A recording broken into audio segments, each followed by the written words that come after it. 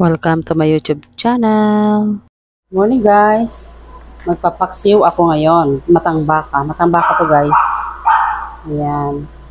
Kasi namiss ko na yung paksiw. Lagyan natin to ng asin. Timplahan natin ng asin. Lagyan natin to guys. Lagyan na rin natin guys ng paminta. Ganitong paminta guys yung gusto ko. Mas maano siya, mas malasa. Kaysa sa pino.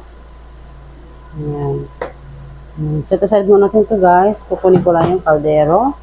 At ilalagay natin dito ang isda. At nag-prepare na rin ako dito ng kamatis.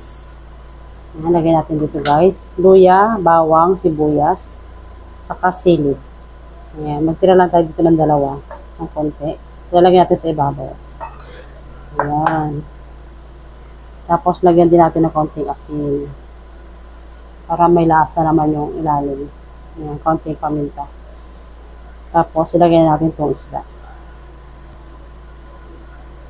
Ayan guys, sakto lang. Sa kalderong maliit.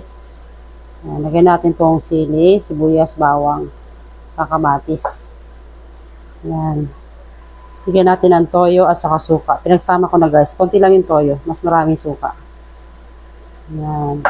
At saka, use oil. Nilalagyan ko din siya ng use oil. Kunti lang guys. Lagyan din natin guys ng konting magic sarap. Hindi mawawala ang asukal. Kunti lang. Tapos, salang na natin to guys. Ayan guys, sinalang ko na. Mahinang apoy lang. Medium low heat lang guys. Prepare naman ako guys ng gulay. Ayan.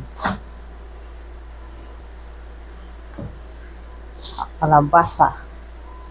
Ayan ang aking gulay guys. Pinakbet. Wala lang tayong okra.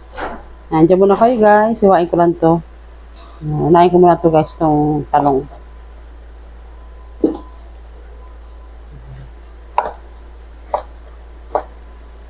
Ayan guys. Tapos na. Pagsamasamahin ko lang to sa isang lagay.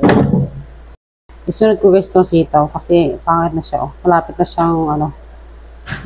Iba na yung ano niya, kulubot na. Kaya kailangan lutuin na talaga to.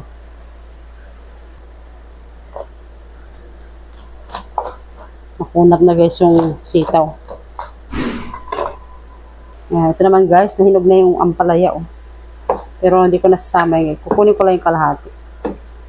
Kasi madudurog siya. Pwede pa naman to. Sa amin, niluto pa namin pag ganito. Ayan. Pero tingnan natin. Kasi oh, pag pwede pa. Pwede pa. Pwede pa guys. Ayan, tapos na rin na guys ako sa ampalaya. Tanggalin na natin. Ayan, tapos na rin guys ako sa kalabasa. Lagyan na natin dito para maugasan. Ayan, luto na tayo guys. Ito ay taba ng baboy at saka giniling. Ayan. Pagmantikain lang natin guys.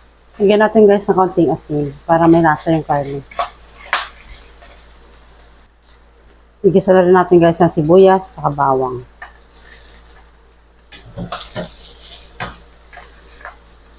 Pwede natin guys ilagay itong sabihin natin guys itong gulay.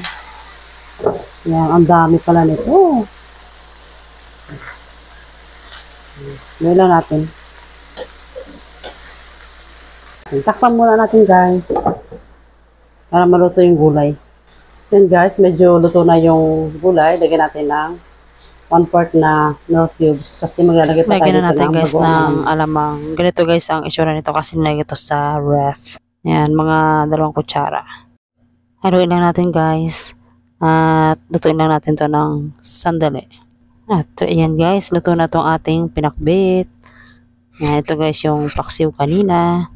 At pinakbit. Ayan. Kain tayo guys. Ito na yung aming tanghalian. Thanks for watching. God bless.